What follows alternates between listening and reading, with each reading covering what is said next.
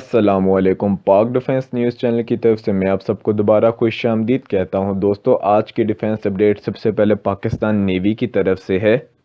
तो दोस्तों, पाकिस्तान नेवी के हम उस मिसाइल के बारे में बात करते हैं जिसका नाम एक्सोसेट मिसाइल है। ये पाकिस्तान नेवी का प्राइमरी मिसाइल था और पाकिस्तान नेवी ने इसको अपने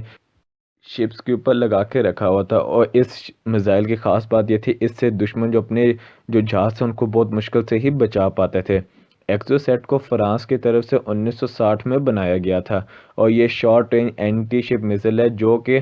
समंदर से, पानी से और हवा तीनों जगह से फायर किया जा सकता है। जो एक्सोसेट मिसाइल था, इसका डिज़ाइन ऐसा बनाया गया था कि इसको डिटेक्ट करना और इंटरसेप्ट करना बहुत ही मुश्किल था, क्योंकि ये समंदर की सतह से बहुत नीचे उड़ता था और नीचे उड़ने की वजह से ये रडार के अंदर नज़र नहीं आता था और साथ ही साथ दुश्मन के रडार को अवॉइड करते हुए उनके कांटेक्ट में नहीं आता था और अपने टारगेट को बआसानी से तबाह भी कर सकता था। और पाकिस्तान ने इन मिसाइल्स को भी काफ़ी ज़्यादा तादाद में अपने पास रखा हुआ था। इसके अलावा हम बात करें तो MM-38,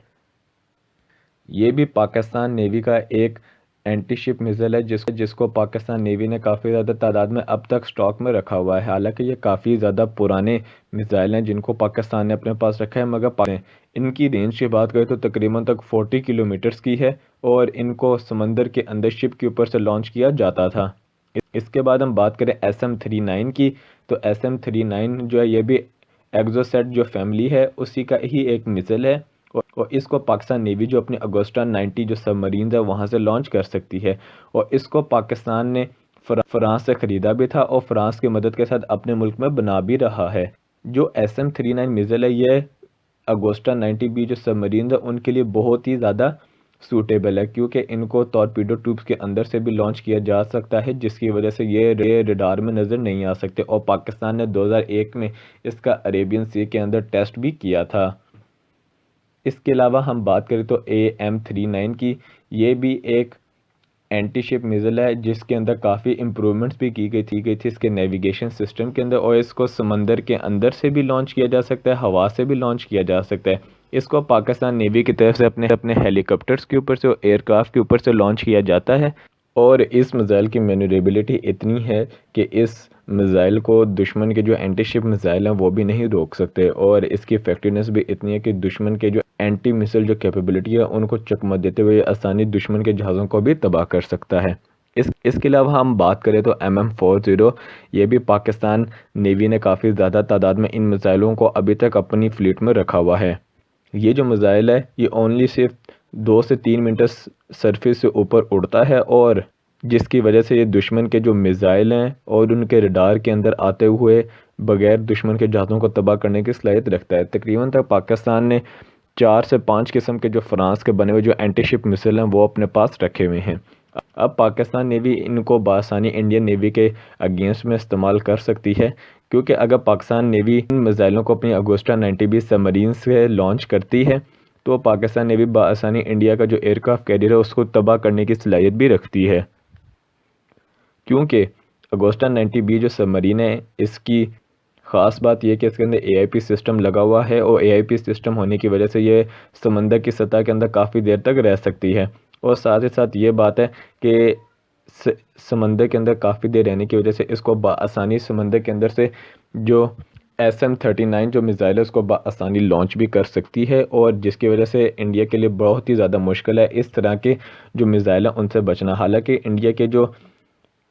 एयरक्राफ्ट कैरियर है उनको काफ़ी मॉडर्न किया गया है, उनके ऊपर इसराइल के बने हुए surface to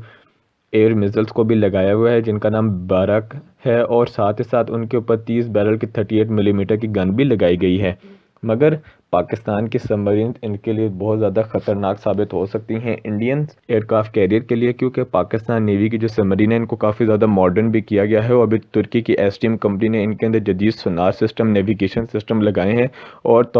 anti torpedo counter measure system भी लगाए हैं, जिसकी वजह से पाकिस्तान की सबमरीन जो हैं पहले से ज़्यादा ख़तरनाक हो गई हैं और इनकी परफॉर्मेंस भी पहले से ज़्यादा बेहतर हो गई है।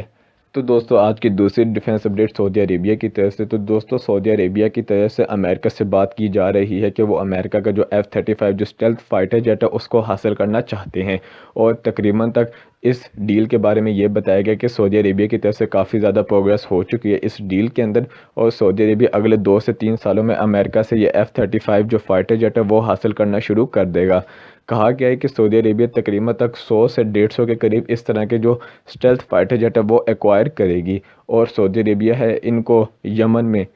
इस्तेमाल भी करेगी और इनको अपने दुश्मन जो हैं सीरिया में उनके अगेंस्ट भी इस्तेमाल करेगी। इसके साथ साथ यूएस की तरफ से ये भी न्यूज़ दी गई है कि यूएस 2020 के आखिर तक तुर्की को F-35 प्रोग्राम से टोटली बाहर निकाल देगा, और जिसकी वजह से जो F-35 की प्रोग्राम है इसकी कॉस्ट भी बढ़ जाएगी, क्योंकि तुर्की इसके काफ़ी पार्ट्स भी बनाता था, और अब तुर्की को इस प्रोग्राम से बाहर निकालने का मतलब है कि वो पार्ट्स अब कोई और मुल्क बनाएगा। जब तक उस मुल्क में इसकी फैसिलिटी बनेगी तब तक इस जहाज़ की कीमत और बढ़ जाएगी। इसके साथ साथ F-35 आने से सऊदी अरेबिया की जो एयर पावर होगी वो पहले से ज़्यादा मजबूत हो जाएगी, और सऊदी अरेबिया जो है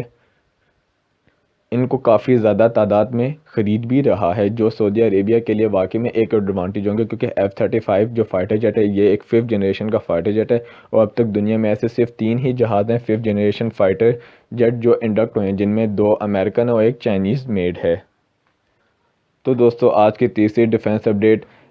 पाकिस्तान के JF-17 थंडर ब्लॉक 3 की तरफ से है। तो दोस्तों JF-17 थंडर ब्लॉक 3 का जो प्रोटोटाइप जिसका टेस्ट चाइना में लिया गया था, इसके बारे में ये न्यूज़ आई है कि ये अभी तक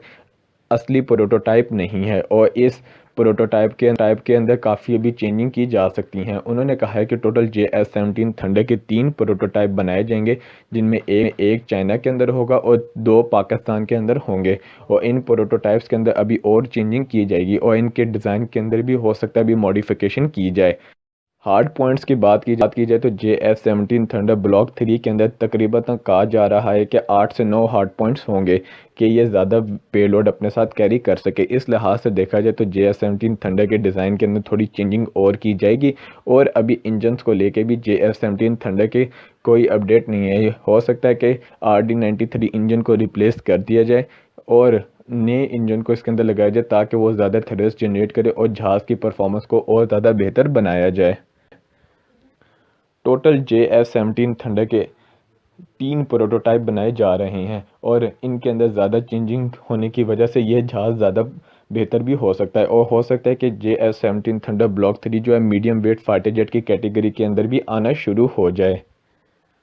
तो ये जहाज़ यकीनन पाकिस्तान एयरफोर्स की जो ज़रूरियात हैं उनको पूरा करेगा, और साथ साथ जो ममालिक पाकिस्तान से फ्यूचर में JF-17 थंडर ब्लॉक 3 ख़रीदेंगे ये उनकी ज़रूरियात को भी पूरा करेगा, क्योंकि एक तो चीफ फाइटर जेट होगा और साथ ही साथ अपने साथ बेहतर सेंसर्स और रेडार लेके ये जहाज़ आएगा, जिसकी वजह से इस जहाज़ के ख़रीदार भी ज़्यादा होंगे, और ये यकीनन पाकिस्तान का जो सर होगा फ़ख्र से ऊँचा भी करेगा। आज की तीसरी डिफेंस अपडेट ईरान की तरफ से है। तो दोस्तों 22 अप्रैल को ईरान की तरफ से अपनी पहली जो मिलिट्री सैटेलाइट थी उसको ऑर्बिट के अंदर लॉन्च कर दिया गया है। दोस्तों ईरान की तरफ से इस सैटेलाइट को डोमेस्टिकली अपने मुल्क में ख़ुद बनाया गया था, और जिस रॉकेट के ज़रिए इसको लॉन्च किया गया था वो भी डोमेस्टिकली ख़ुद अपने मुल्क में इनको बनाया गया था, और साथ ही साथ सैटेलाइट जो है ज़मीन से तकरीबन तक 425 किलोमीटर की ऊंचाई पे गई थी, और ये सक्सेसफुल रहा था। ये जो रॉकेट था ये 2 स्टेज रॉकेट था, जिसको ईरान की तरफ से बनाया गया था, और ईरान के इस्लामिक रेवोल्यूशनरी गार्ड जो है उन्होंने इसको देखा था, लॉन्च किया था, और बाद में इसकी एक एनिवर्सरी भी मनाई गई थी। ईरान की जो एरोस्पेस एजेंसी है उनकी तरफ से कहा गया कि वो अब इस कैपेबल हो गए कि वो लॉन्ग रेंज मिसाइल्स को और सैटेलाइट को बआसानी लॉन्च कर सकते हैं, और इनको ईरान की रॉकेट इंडस्ट्री की तरफ से बनाया जाएगा। उनकी तरफ से साथ साथ ये भी कहा गया कि ईरान अभी हो सकता है अगले 2 से 3 सालों में और इस तरह की मिलिट्री सैटेलाइट्स को भेजे, और साथ ही साथ नए तरह के रॉकेट्स का और मिसाइलों का तजर्बा भी करे, क्योंकि ईरान की तरफ से अपने मिसाइलों के एक्यूरेसी को बेहतर करने के लिए और इनकी जो रेंज है उनको बढ़ाने के लिए मिलिट्री सैटेलाइट्स को इसलिए लॉन्च किया जा रहा है ताकि वो अपने मिसाइल की परफॉर्मेंस को बेहतर बना सके। साथ ही साथ वो अपने दुश्मन ममालिक के ऊपर आसानी स्पाई भी कर सकेंगे इन सैटेलाइट्स के ज़रिए। तो दोस्तों अब तक के लिए इतना ही। अगर आपको हमारी वीडियो पसंद आई तो लाइक करें, शेयर करें, सब्सक्राइब करें और कमेंट्स करके अपनी राय का इजहार ज़रूर दें और बेल आइकन ना दबाना भूलें। मिलते हैं अपनी अगली वीडियो में, अब तक के लिए इतना ही। खुदा हाफिज़।